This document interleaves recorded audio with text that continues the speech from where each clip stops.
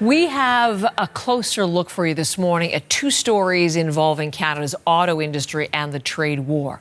The federal government has announced it's giving automakers help to navigate retaliatory tariffs. Ottawa will exempt a certain number of cars finished in the U.S. from the tariffs in return for the automakers keeping up their production in Canada. So that help was announced on the very day. A story about Honda Canada and its production was making headlines. We were breaking news on this yesterday, right about this time. A Japanese news outlet, Nikkei, reported Honda corporate headquarters was considering ways to shift more production to the U.S.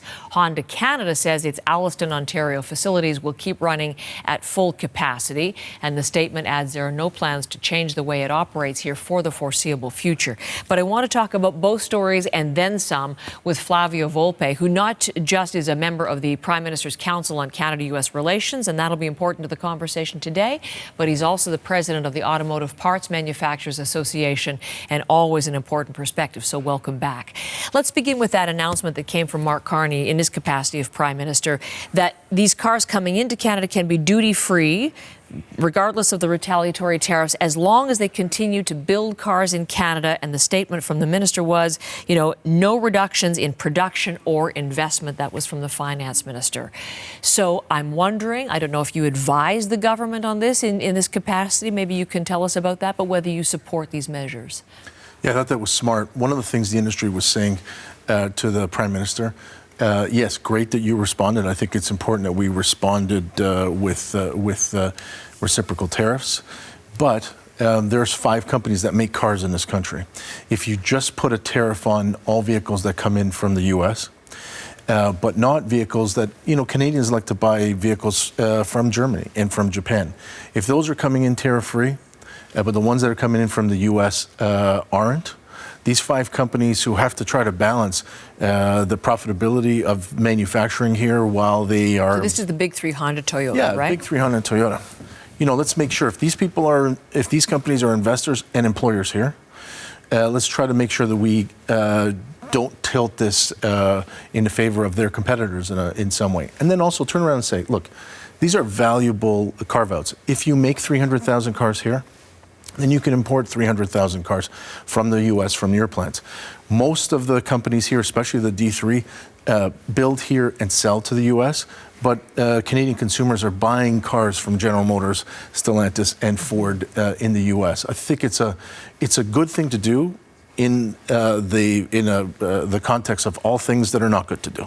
Which we were talking about yet again today.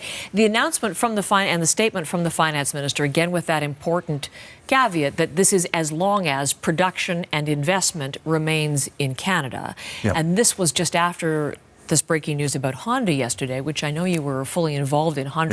Would Honda be moving some of its production from the Alliston facilities to the United States to try to get around what are massive tariffs that it's facing there? And so the statement from Honda Canada eventually came that the manufacturing facility in Alliston, Ontario will operate at full capacity for the foreseeable future, and no changes are being considered at this time. Everyone celebrated that, but look at the off-ramps, for the foreseeable future, and at this time doesn't mean forever. No, to be fair to Honda, they're a publicly traded company. If they said forever, they'd be lying to somebody. You imagine being a shareholder saying, well, you're going to lock in there forever. But the context for Honda is about 70% of what they make gets sold in Canada. That's a real different story from some of the other assemblers. And what they make there is a Civic and a CR-V. The Civic is the best-selling car in Canada probably for most of the last 40 years. When the world fell apart in 2009 and everybody had to cut back, and when the pandemic happened in 2020 and everybody had to cut back, Honda was one of the very few companies that didn't reduce their workforce permanently, and they didn't stiff their suppliers. What they're saying, what that report was, which wasn't a Honda statement, was they're looking for ways to mitigate this tariff barrier. $4.57 billion in the United States for them. Crazy. But they have facilities that manufacture the same vehicles in Indiana and in Mexico. And so they're talking about that report says, well, those might be the contingency plans, and they might move some of the CR-V. And what I say to everybody is, in our business, the most important thing is units produced. I don't care how many models you have.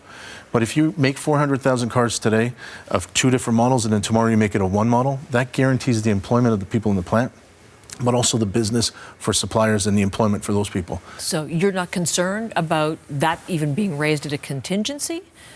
No, as a contingency? No, because I think all of these companies are scrambling right now to turn around and say, if this is permanent, if USMCA CUSMA doesn't get renewed, if this guy escalates, you know, the 145% tariffs on Chinese goods, well, about 10% of every car has Chinese goods. You know, that's the equivalent of the impact that he's putting on Canadian and Mexican tariffs. So these companies have to contingency plan.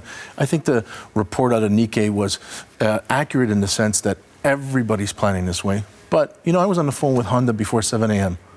and they came back to me right away and said, inaccurate, not ours. By the way, let me remind you what we both know together. I've been dealing with Honda for 20 years. I think that's the biggest employment site in the country. And the company committed 4,200 people. Yeah, that's just in the plant. There's probably 12,000 people that get employed by the suppliers.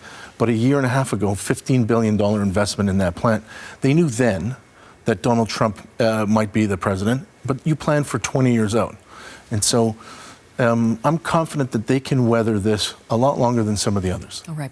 You mentioned Donald Trump. He also has announced, and Katie Simpson in Washington asking about this, some help for automakers, saying they need some flexibility. They need a little bit of time, was how he framed it, in terms of reorganizing supply chains. Can you get a sense of why he's putting sort of a pause on things? They need a little bit of time. Do you think he's come to some sort of realization? Well, I mean, if they were being honest to him behind closed doors, they'll tell him it'll never happen. What happened is we went to the brink in February, and then we went to brink in March, 25% tariffs on everything automotive related. What happened in April was a little bit different. Maybe they moved too fast. Maybe they thought they tried a different strategy. They left the parts tariffs off until May 3rd. Mm-hmm. It's the parts tariffs that will halt all kinds of production. Not that we're not seeing all kinds of slowdowns and shutdowns, and temporary or otherwise. And so he got asked a question about China. He answered with this. You know, we've all been watching him. You got to observe. You got to figure. You know what's a signal and what isn't. He's seeing the Japanese today and their negotiators. I think he's prepping the potential for an off-ramp on the parts tariffs in May, or to say, hey, by the way, maybe we'll put a pause on everything for a little while. He doesn't need more time. This stuff is impossible. If you try to close one of these plants and open it somewhere else, that's a $2.5–3 billion expense while you interrupt production. The American companies are the ones that are going to get hit the worst. And let me ask you finally, some of the news that I was just mentioning there, the state of California and the governor, Gavin Newsom, announcing that today they're going to court and they're going to be challenging in court the legality of this law, which, untested, the way that Donald Trump is using the law as a security emergency to bring in the original tariffs, fentanyl and border and migrants, challenging what he's using the legal basis because of the negative impact it's having on California. You've been talking about going to court, potentially, on that very same grounds. How might your plans intersect or, I don't know, be informed by what California is doing now? Well, we're preparing for either the challenge on the IEPA, the economic emergencies that Gavin Newsom is going to argue, or the state of California is, and then there's the national security tariffs. We're going to watch and see the arguments put at the table for California and how they get received by whatever judge they're placed in front. We all know that the fentanyl emergency as declared by the White House on Canada is not based in fact. And if it were, if I sat in court and said, well, okay, help me to understand the math. Well, more fentanyl comes north of the border than south of the border. It's pretty tough. But I think what Gavin Newsom is doing and what state of California is doing is testing to see whether the judiciary is actually a check and balance on the executive powers of the office of the president. I think Gavin Newsom is going to challenge, perhaps for Donald Trump or whoever his successor is in the next election. So that's part of that. But we'll learn from those arguments. If they're successful, and these May 3rd tariffs come in for auto parts, and it causes irreparable harm, is the filter. will use some of those arguments that California used. We're all learning from each other, and the White House may be learning on how to slither their way to causing as much damage as possible, but it's good to see that real people and jurisdictions and balance sheets are fighting, and we'll all learn from each other on the other side. Okay, Flavio, come in anytime. We'll look forward to our next conversation. Flavio Volpe here on CBC Morning Live.